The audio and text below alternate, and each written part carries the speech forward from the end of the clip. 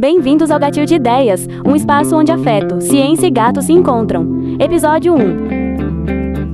Eu sou Alir, de Biagi Filho, eu sou médico veterinário, eu trabalho na área específica de medicina felina há alguns anos também, e eu estou aqui com vocês, também sou professor universitário, e eu gostaria muito de compartilhar com vocês aqui informações, ideias nossas, eu aqui junto com a Débora, que também vai se apresentar, que é médica veterinária também, e para a gente conversar um pouco sobre medicina felina, tanto para estudantes de veterinária também como para veterinários. A gente vai fazer uma coisa meio linear, com um começo, uma introdução, e por isso é a intenção de fazer esse canal no YouTube e também, obviamente, um podcast junto com isso. Eu sou a Débora Paulino, todo mundo me chama de Deb, e eu também sou médica veterinária, assim como o Alir. Inclusive eu sou pupila do Alir, porque ele foi meu professor, então... mas isso não tem tanto tempo, tá bom, gente? Pra não denunciar. É uma coisa recente, tá? Quase na última década, mais ou menos. Eu sou médica veterinária, trabalho com o mundo dos gatinhos, e eu trabalho com a parte de comportamento de gato, e aí nós tivemos somar os nossos propósitos, através do que a gente já realiza dentro da medicina felina, unindo a nossa visão de mundo, o nosso conhecimento dos gatinhos, a nossa vontade de continuar criando, nutrindo uma medicina veterinária que seja gentil, que seja agradável, que seja educadora e que faça parte constante desse processo de transformação. Então a gente uniu aqui os nossos propósitos de vida, os nossos ideais, e surgiu aí o Gatil de Ideias, que é um projeto inovador, um projeto que envolve todo o nosso coração e dedicação e que tem uma missão muito bonita que o Alir vai compartilhar com vocês.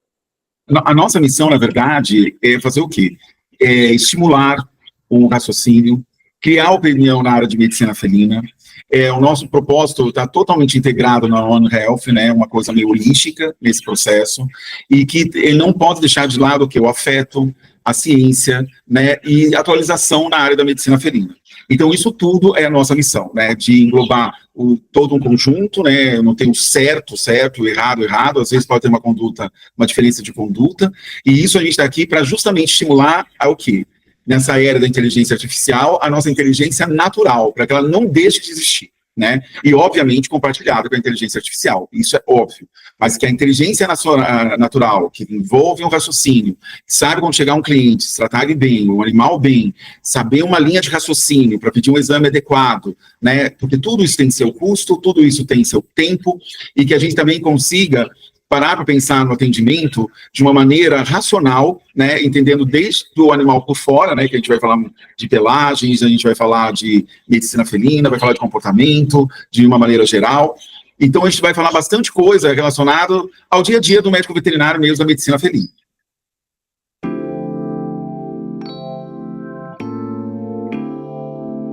Pessoal, que pelagem é essa, Começar um quadro de pelagem de gato sem mostrar um gato é demais, mas eu preciso começar com isso onde tudo começou, Onde tudo começa, Nós estamos vendo o quê? Aqui um pequeno roedor, que é a cutia que a gente conhece, mas na verdade ela pertence a um grande grupo de roedores que é da família aí da capivara, que a gente tem tanto apelo emocional, e na verdade ela é uma presa, e por ser presa ela tem que se camuflar. E uma maneira de se camuflar o pelo ser o quê? Confundido com o ambiente, Ela ser confundida com o ambiente. Então, ela não pode ser sólida, uma cor sólida. Ou seja, o pelo desse animal, ele tem que ter um certo degradê. Então, o que acontece? Esse pensamento que a gente vai ter que agora minar, que deixa as pessoas muito confusas, esse padrão agouti, que os criadores chamam muito de TEB, e que nós popularmente chamamos de rajado, é onde tudo começou. Então, o pelo, na verdade, ele é uma genética preta, é um animal preto, Então, você vê aqui, se vocês virem o cursor, você está vendo uma parte preta, uma parte mais clara, uma parte preta, uma parte mais clara e uma parte preta. Ou seja, você tem segmentos do pelo com o objetivo o quê? De formar uma camuflagem. Então, o objetivo é justamente camuflar. Se a presa é camuflada, obviamente, o predador também tem que ser camuflado, porque não adianta ele também ser sólido.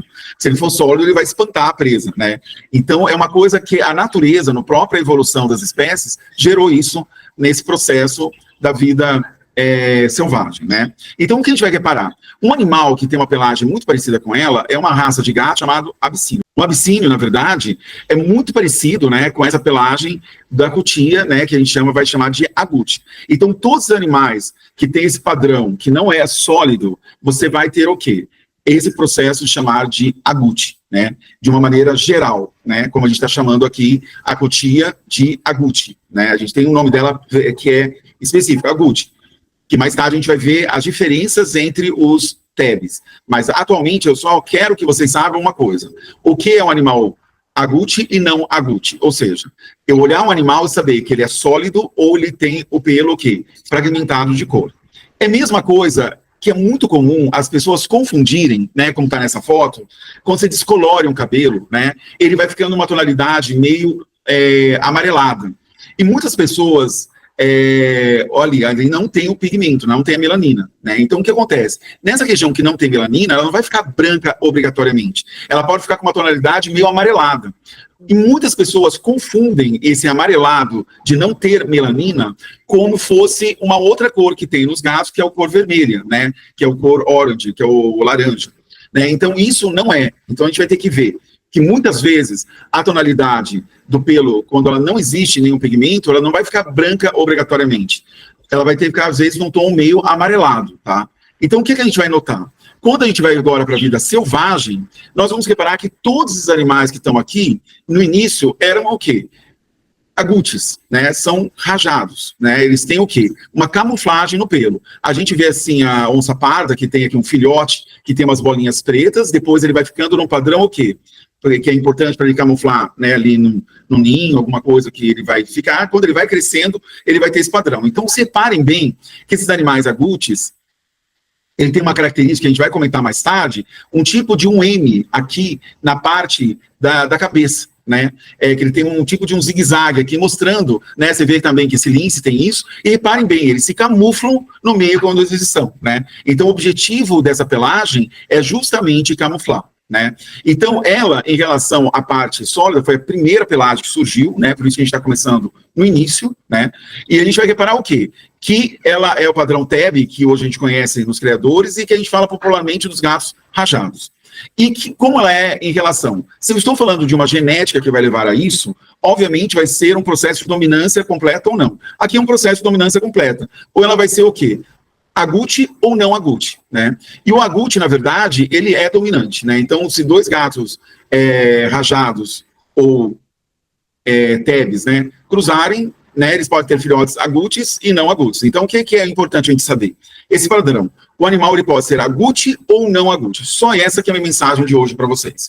O animal agute é aquele que tem um padrão que vai mimetizar, então ele vai ter um fio, né, o pelo dele vai ter o quê? Dividido por... tem melanina, não tem melanina. Tem melanina, não tem melanina. Tem melanina, não tem melanina. Então, ou seja, ele vai ter um padrão, obviamente, que dá esse aspecto de rajado, justamente porque ele não é sólido. Só isso que a gente vai falar nesse padrão. E depois, conforme a gente for caminhando aqui nos outros capítulos do nosso podcast, no nosso canal no YouTube, a gente vai estar falando uma coisa mais a fundo. Seria isso. Ai, Alir, que sensacional. É que te ouvir é sempre uma aula. E quem, aliás, está só ouvindo, tem que depois ir lá no canal do YouTube ou pelo Spotify mesmo e assistir o vídeo, porque ver as diferenças é muito maravilhoso. E entender a fundo isso, né? Porque o gato é toda essa mistura de clínica, de comportamento, né? E a parte do processo de domesticação. Então, tem muito do gato dentro de casa. E aí você que é gateiro, que está nos assistindo, está nos ouvindo, indica para os amigos também, faz isso crescer, porque é importante de entender a base de tudo isso, né? Entendendo de onde o gato veio, a partir da pelagem, algumas outras características, a gente entende quem é o nosso gato dentro de casa. Então, isso faz com que melhore a relação como um todo, né? Quanto mais a gente sabe a respeito de um assunto, mais expertise, ou enfim, mais inteligentão, a gente consegue conversar, né? E compreender melhor sobre isso. E o gato, a gente tá aqui também para dar voz aos gatos, através do que a gente gosta de fazer, que é estudar e que é trabalhar com eles. Então, educar todo mundo, quanto mais gateiros e mais profissionais gateiros também forem educados, entenderem a parte de padrão de pelagem, a parte genética, e a gente vai vendo que não é tão difícil, né? Que, assim, é possível de que você olhe para um gato rajadinho, que vai ter um nome de TEB, que não é só o rajadinho é um nome assim, como é que o nome informal. Informal, isso é popular, informal.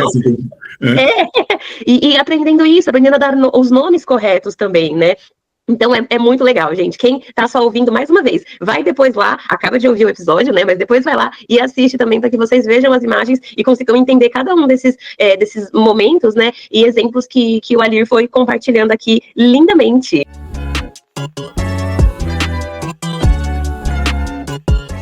E aproveitando tudo isso, como estamos falando do gato na sua origem, porque a gente vai começar do óbvio, que é começar do começo, né?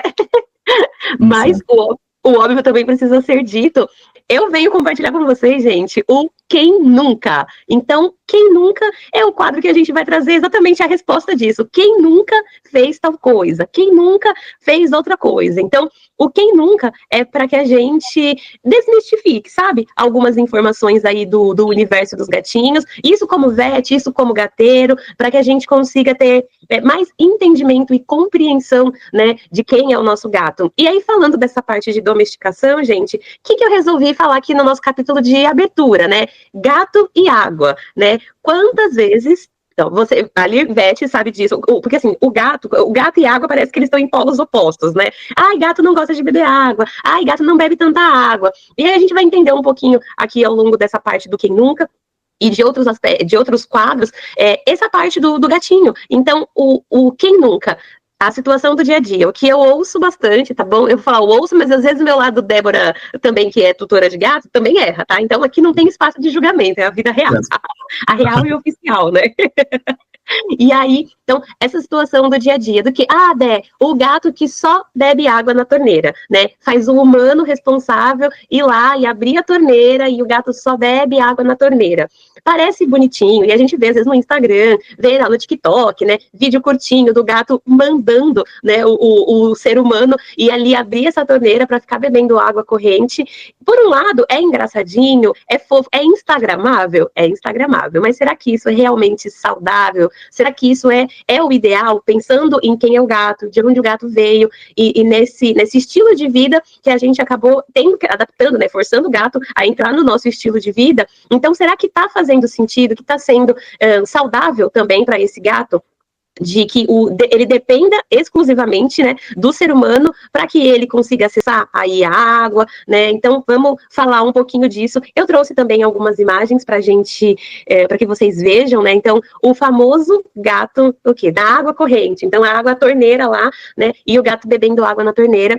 Tem tutores que vão e compram uma fontinha de água para o gato ir tomando a água ali através da fontinha. Tem gato que gosta, tem gato que não gosta, porque o gato, a gente tem que partir de um princípio que o gato decide. O gato tem que ter escolha, tá bom, gente? Já guarde, vai ser a nossa primeira fala aqui, e vocês guardem isso no coração, o gato precisa ter escolha, né? E a escolha do gato, ele é uma escolha individual, então ele tem ali as suas preferências, e aí, aqui nessa parte dos videozinhos, gente, estão mostrando primeiro, né, o gato aqui bebendo água diretamente da torneira. Então, o humano teve que abrir essa torneira para o gato beber a água, né? Aqui o segundo exemplo, mostrando um gato bebendo água na fonte. E fonte não tem só um modelo, tem vários. E lembra que o gato tem que ter escolha, então o gato vai decidir o que é melhor para ele ou não. Então, aqui ele bebendo água, eu falo que essa fonte é a fonte chafariz, né? A água vem debaixo, e aí fica tipo um chafariz e o gato vai ali bebendo a aguinha dele. E esse outro modelo de fonte, que é Opa, foi mais. Que é o modelo de fonte... como se fosse uma cascatinha, né, uma cachoeirinha, que aí o gato vai o quê? Bebendo água ou dessa queda de água, né, ou ali da parte de cima. Então, fazer o quê? Deixar o gato ter opção para que o ser humano não fique completamente dependente, né, servindo esse gato. Embora a gente tenha que servir bem, né, mas para não ficar completamente dependendo aí de servir esse gato. E explicando para vocês rapidinho o porquê, né, do gato ter essas possibilidades. Depois eu volto falando um pouquinho mais a respeito de água e do mundo dos gatinhos, né, essa parte de fundamental de hidratação, mas linkado com essa parte de comportamento, do hábito de quem é o gato, do que o gato, como que funciona para o gato tudo isso.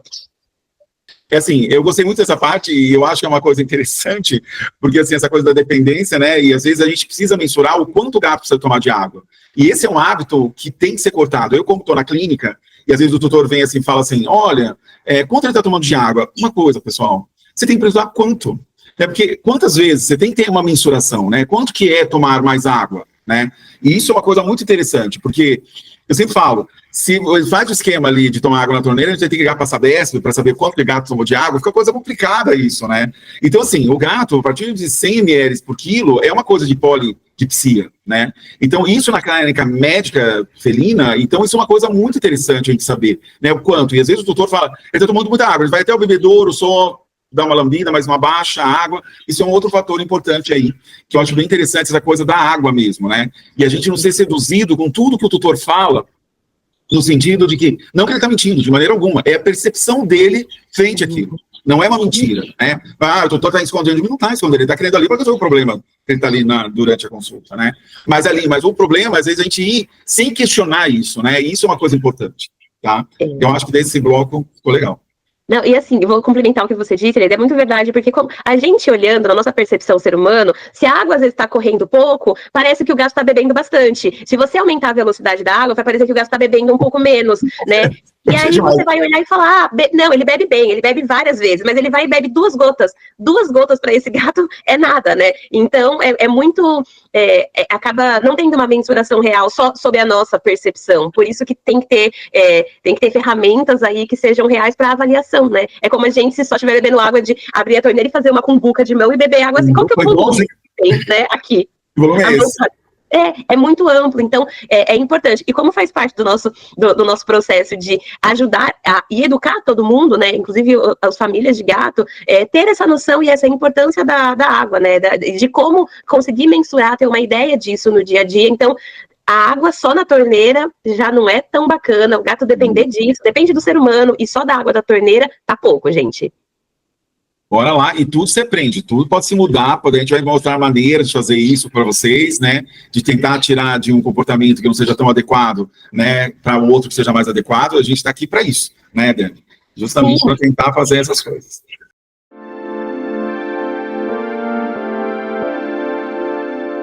Então, gente, vamos começar agora esse quadro, Fisiologia em Gotas, relembrando um pouquinho até dos outros próprios quadros que a gente tem aqui no programa, que, por exemplo, eu estou mostrando aqui 2 gatos, né? Se você perguntar, seriam 2 gatos, um do lado direito e outro do lado esquerdo, e os 2 gatos são preto e branco. E o que eles são? Não são agutes, eles não são rajados, né? Só para a gente relembrar um pouco da pelagem, né? Eles têm cor sólida. Ele é preto e branco, tanto do lado direito quanto do lado esquerdo. Um é feito de madeira, né? E o outro é feito com matéria viva, que é um gato vivo, né? Uma representação dele, que é uma foto. O que é fisiologia em gotas? A gente vai colocar a fisiologia, né, as coisas, como as coisas acontecem, de uma maneira para que a gente melhore a nossa clínica, melhore o nosso atendimento, melhore todo o nosso processo, até do entendimento de um problema, né? A gente só vai entender o que é um problema se a gente sabe o que não é problema, né? Então, acontece, eu coloquei aqui uma dinâmica para vocês, né? Eu vou até ocultar essa parte aqui de baixo. Opa, ocultei. Que temos 2 gatos. Se a gente for fazer uma descrição dessa tela, nós temos 2 gatos preto e branco, sim ou não? Né? 2 gatos preto e branco, um na direita e outro na esquerda, né? Dependendo aí como estiver sendo mostrado para vocês.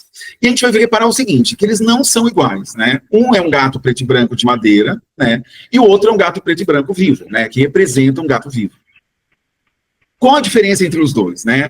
O princípio da fisiologia, que nós temos uma fisiologia dividida em vários processos na nossa vida, né? Tem a fisiologia neonatal, tem uma fisiologia da gestação, fisiologia do processo gestório, urinário, tem várias coisas, se quiser compartimentalizar, fisiologia celular, né? Então, o que a gente está começando a notar? Que esse gato preto e branco, que está de madeira, ele não troca com o meio externo nada. Né?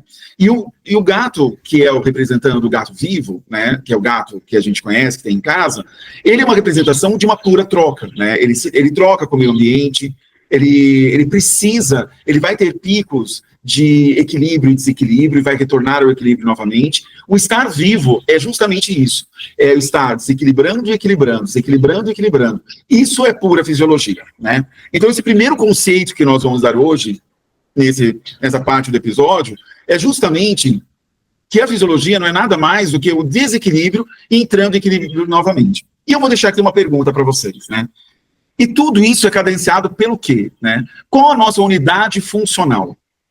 Se eu falasse para vocês isso, lançasse essa pergunta, quem é a nossa unidade funcional? Eu tenho certeza que você deve estar pensando, é uma célula, né? Essa é uma unidade funcional organizada. Você não está errado, de maneira alguma. Mas a nossa unidade funcional são o quê? As proteínas. E para as proteínas funcionarem, elas vão precisar do quê? De um pH adequado, de uma temperatura adequada. Por isso que nós, na medicina, toda hora estamos envolvidos o quê? Nesse processo de tentar o quê? Saber o pH desse animal, se ele está em acidose ou alcalose, saber se esse animal está o quê? Numa temperatura adequada, para que essas proteínas consigam funcionar, e facilitar esse processo de dinâmica de fluidos dentro do nosso organismo.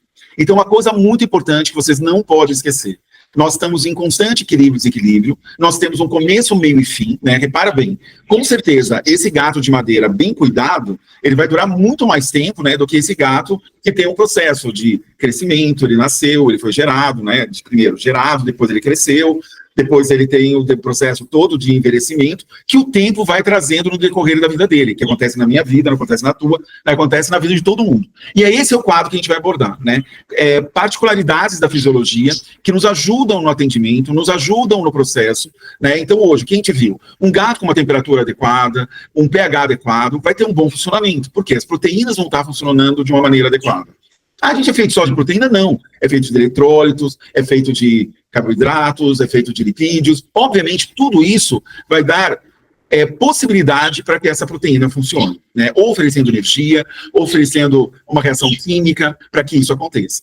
E a gente vê, por exemplo, por que tem que fazer hemogasometria? Por que tem que fazer tal coisa? Por que tem que fazer aquilo? Né? Tem que fazer porque manter as proteínas funcionando, né? Fazer as coisas funcionarem dentro daquele organismo, né? A gente sabe isso, mas a gente tem que entender que isso todo é um processo dinâmico e que desequilibra, equilibra todo o tempo, e quando ele desequilibra de vez, que nós somos acionados, geralmente, né?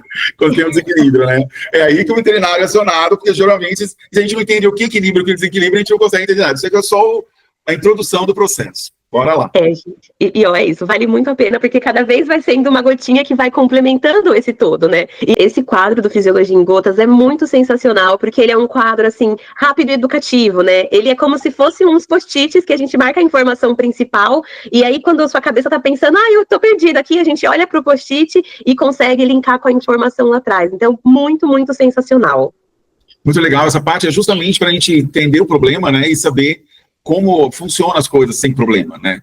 Então, por isso que eu acho que essa parte que alguns cursos negligenciam um pouco ainda do curso da veterinária, né? Essa parte da fisiologia, e a gente tem a fisiologia num momento muito errado, né? Se você parar, né? A gente tem, às vezes, no começo, devia ser também 100 gotas durante o curso. Imuno e fisiologia. São duas coisas que, quando a gente está tão imaturo no curso, quando a gente está lá na frente precisando dela, a gente não lembra de novo, ou não deu devida importância. Não foi problema do professor nem nada, eu acho que foi o problema da nossa própria maturidade de ter que buscar essa informação de novo, né? E eu acho que isso que é o ponto aqui para a gente trazer esses links, né, que a gente se perde aí durante a trajetória da nossa formação, que eu acho que vai ser importante reativar, né, e agora num outro momento da nossa vida, que a gente já está atendendo, que às vezes já está, isso vai fazer muito mais sentido, tá bom? Isso vai tendo uma aplicabilidade real, né, porque eu vou confessar.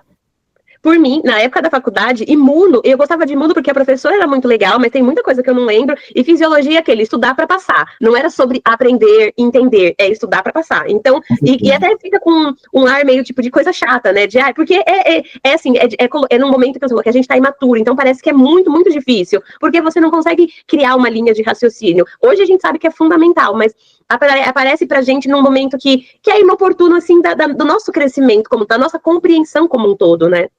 Perfeito.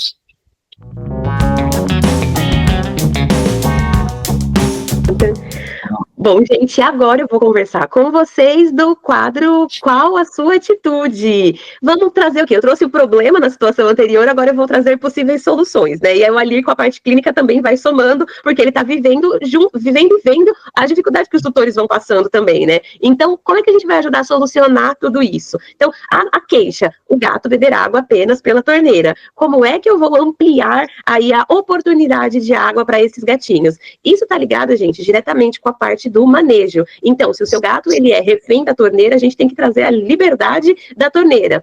Uma possibilidade, gente, é colocar o quê? O pote de água, né? Potes de água, colocar o pote de água perto da torneira, porque aí o gato tem uma outra possibilidade. Então, ele foi lá beber a aguinha dele na torneira e ele tem uma água potável boa, tá? Uma água interessante no pote ali próximo. Então, você está atraindo o gato a expandir ali as possibilidades de beber água. É claro que o gato que gosta muito de água corrente, ao invés de colocar um pote de água assim tradicional, coloca uma fonte próximo do lugar onde ele está indo ali beber mais água. Você vai ajudando e estimulando esse gato. A gente quer mudar um comportamento que não está tão bacana.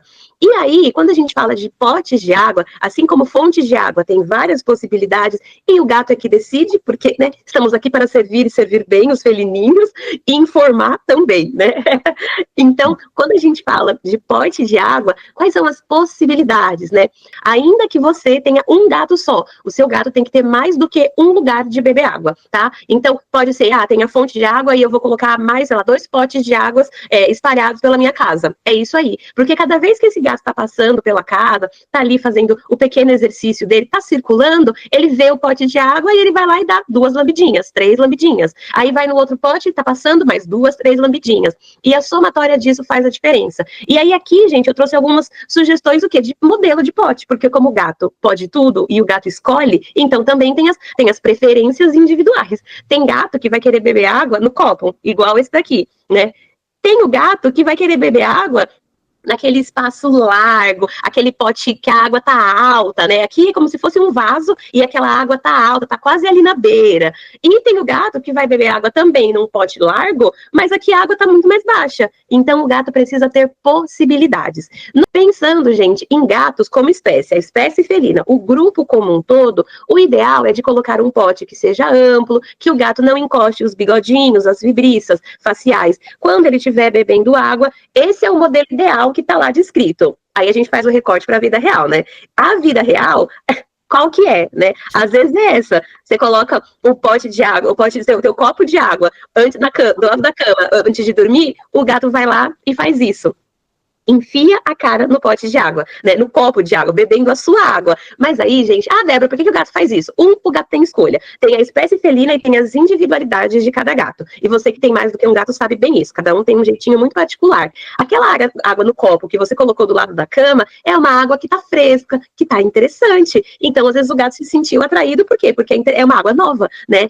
Que gostosinho. Mas não vamos deixar o gato refém do copo de água também, não é isso que queremos. Queremos de maneira nenhuma. Imagina ali, a gente liberta o gato da torneira e começa o gato a ficar refém do copo d'água. Com certeza. Eu sempre digo uma coisa, né, Débora, que o gato adora as bordas infinitas, que nem piscina, assim, aquela coisa que o gato ama isso, né? Geralmente, vai do nosso copo do lado da cama, como você bem lembrou, que eu acho isso é o máximo, né? Que a gente fala tanto nas aulas que as febristas não podem bater em nada. E eles adoram a borda infinita, assim, né? Essa coisa da água bem por cima, que não esteja tão baixa, né? Que não encoste em nada, né? Que reflita, às vezes, até um riacho, alguma coisa que estaria ali na mesma superfície, né? Isso é uma coisa bem interessante. E ali, é muito legal isso, porque, assim, até pra gente criar associações em relação aos tutores, né? O gato, ele é uma coisinha, um ser refinado. De onde que o gato veio, né? O gato veio lá do Egito, aquela coisa dos impérios, uma coisa imperial, e ele sabe disso até hoje. Então ele quer o quê? A piscina de borda infinita. Ele quer uma proposta diferenciada, né? Para ficar mais ali ao habitat mesmo, né? E uma outra coisa para aproveitar aqui, além dos potes serem diferentes, o material também ser diferente, né? Isso é uma coisa que a gente tem, pode ser de plástico, que alguns gostem. Eu que moro em Santos, que é uma região muito quente, né? Então eu acho que esse pote, por exemplo, de moringa, esse que reflita às vezes não é tão bonito, mas reflita até às vezes aqueles meio pote de coelho, né, que a gente põe para água, para roedor, assim, que é meio grande. Gato às vezes ama, porque tem uma borda que dá para você fazer essa borda infinita, né, essa coisa bem próxima à borda, e também é uma coisa ampla, né, que ele não deixa as fibristas tocarem ao seu canto. Isso é uma coisa boa, que deixa a água sempre fresca, né, que não gosta de tomar uma água, assim, numa moringa, numa coisa, tanto que muitos processos, assim, do lado da cama, tem até feito de barro, né, aquela coisa da tara, da casa da avó, do avô, que a gente sempre tem aquela memória emocional, né, daquela água fresquinha, né, então isso é uma coisa, ou do sítio, né, alguma coisa mais assim, que o gato também curte essa coisa também. É uma possibilidade a mais, né, para isso. Não, e é isso, como o gato precisa de possibilidades, ele tem que ter escolhas, e ela está dentro das escolhas. E assim, você até falando da água nesse pote de moringa, nessa coisa de barro, me lembra o filtro de barro. Tem o grupo dos que amam o filtro de barro e tem o grupo dos que odeiam. Mas assim, a água do filtro de barro, gente, ela tá sempre fresca. Pode estar o sol que for, o filtro pode estar embaixo do sol, mas a água tá sempre fresca. Então, esse manter a temperatura também torna a água mais agradável, mais interessante para esse gato que já não é muito fã de água. Tem que tornar essa água bem legal. Então, pensar no pote, pensar isso no material, a quantidade, a borda infinita, né? Uma água sempre limpa. Então, o pote é a fonte, tá, gente? Sempre a manutenção, limpo, por favor. Ninguém quer água velha, né? Quer o novo. Tornar interessante. Pensa nisso aí na sua lição de casa, né? De como tornar essa água interessante para o gato e pensando o quê? Na disponibilidade. Então, ter vários potes em casa. Ah, dá trabalho? Dá, mas quem escolheu ter o gato na vida foi a gente, então é nossa responsabilidade. Bora lá. É compromisso, exatamente.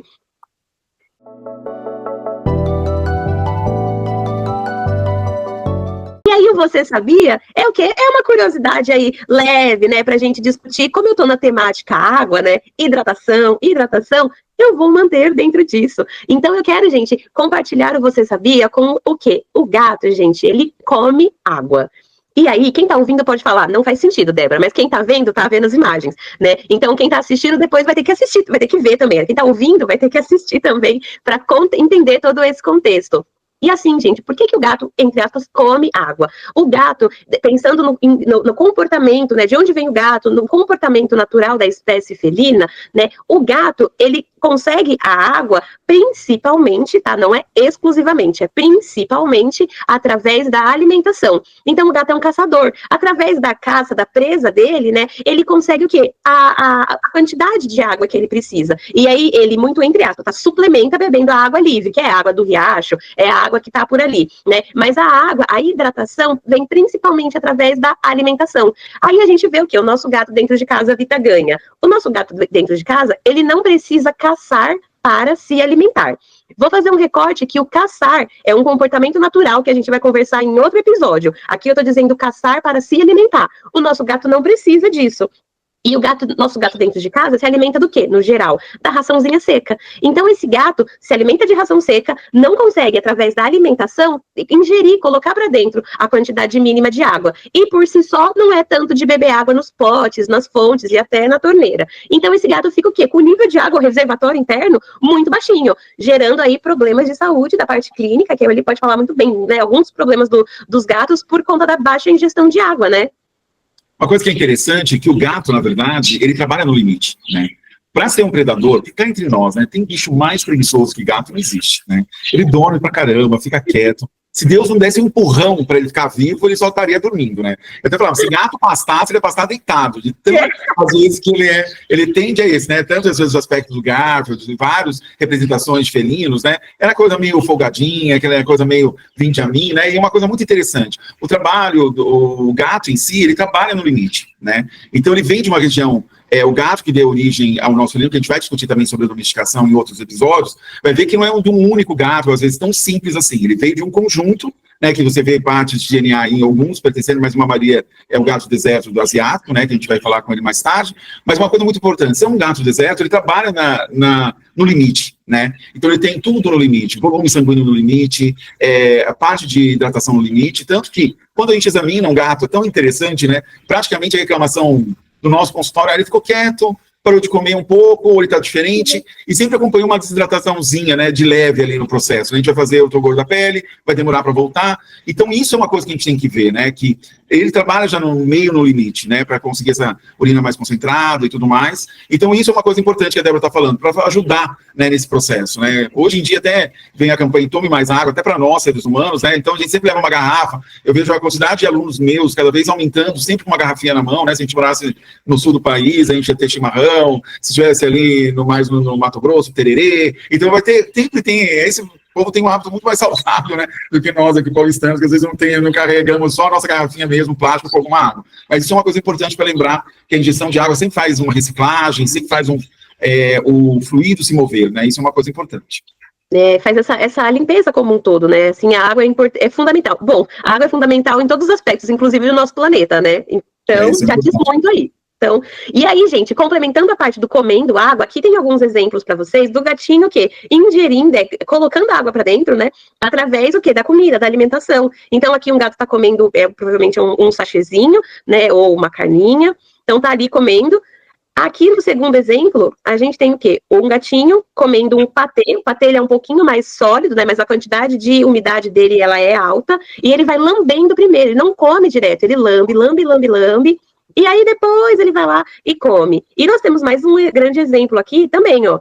O patê dele no pratinho, e ele tá o quê? Lambe toda ali a superfície, depois ele vai lá e come a parte sólida. Então, o gato come água. O gato que tem uma alimentação natural, lembrando que a alimentação natural não é o restante da nossa comida que foi feito um bem bolado e oferecido para o gato. A alimentação natural é um cardápio, é tudo equilibrado, porque você precisa suprir a necessidade daquele indivíduo. Então, não é o grupo todo, é o indivíduo, né? E tem que procurar um nutricionista para falar isso, né? Então, tem áreas específicas para se trabalhar nessa área, não é você pegando da internet alguma coisa aí, o gato verde, o gato que é natural e tudo mais, para a gente tentar fazer alguma coisa e bolar a nossa comida do nosso gato em casa. Essas alimentações naturais tem estudos, tem bases de nutrientes, e não dá para se fazer a louca aí de tentar fazer uma comida natural por si próprio, né? Isso bem que a Débora está falando, isso é uma coisa muito importante.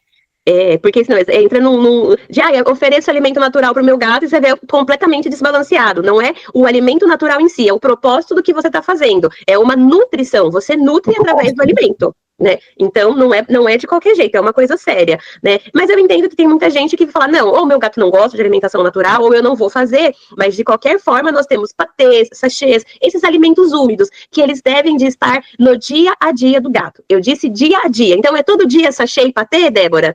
Exatamente, gente. Outra coisa, lembrando aqui um pouquinho, que o gato é meio virginiano, né? Ele tem costumes ali meio regrados, né? E é uma coisa muito doida isso, né? Você que mexe com o comportamento sabe bem. Uma coisa interessante é, desde pequeno, acostumar essa coisa, né? Dessa consistência na boca do gato. Porque eu vejo muitos tutores reclamando que o gato ele não come ração úmida, né? E lembrar que, como a Débora não está nem um pouco louca, nem falando sempre a verdade, tá o quê?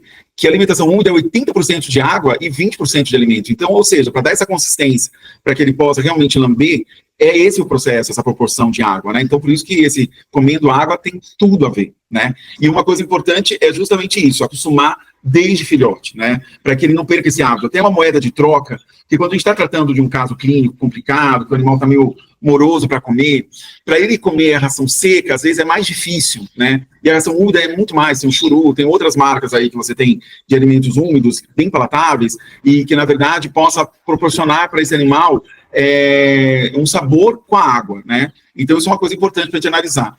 E que acostume isso desde filhote. Isso, para mim, é uma coisa básica.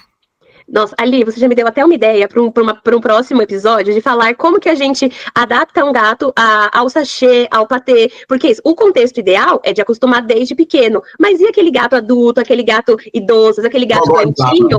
Como é que a gente vai conversar sobre isso, então, dos aspectos comportamentais, o que eu consigo trazer para vocês de informação? Porque, assim, a gente tem estudo sobre tudo isso, sobre formas de alimentar o gato, né? Então, gente, é muito sensacional. E essa parte de, então, comendo água, entenderam o conceito do que é o comendo água, a gente está aqui para facilitar essa ingestão de água, aumentar essa ingestão de água. E uma frase aqui, pensando no tema de hidratação, o gato, ele é oportunista para beber água. Então, nós sejamos o quê? Sejamos nós os facilitadores de tudo isso, através da alimentação com o patê, com o sachê, né, através da quantidade de potinhos de água, né, o tipo de pote, a quantidade dos potes, a disposição dos potes, os potes têm que estar em lugares interessantes. Pensa nisso. Olhei para minha casa, quero que meu gato beba mais água. Pensa os lugares que ele fica passando mais tempo, né, o lugar que é mais atrativo, é tornar isso legal, e tornar isso dentro da rotina do gato, e como o Ali bem disse, o gato é meio virginiano, ele é metódico, é cheio dos seus próprios rituais, então o gateiro conhece seu gato. Então, dentro do que você conhece o seu gato, olha na rotina, olha na sua casa e complementa, sabe? Vai colocando esses artifícios para aumentar a ingestão hídrica do seu gato, porque certamente um gato hidratado é um gato que tem diminui alguns problemas de saúde, né? E é um gato que está muito mais saudável, assim como a gente. Todo mundo precisa estar, tipo, aqui, ó, hidratação ali fácil, né? Então, queria trazer essa parte aí da hidratação para os nossos queridos gatinhos. Perfeito.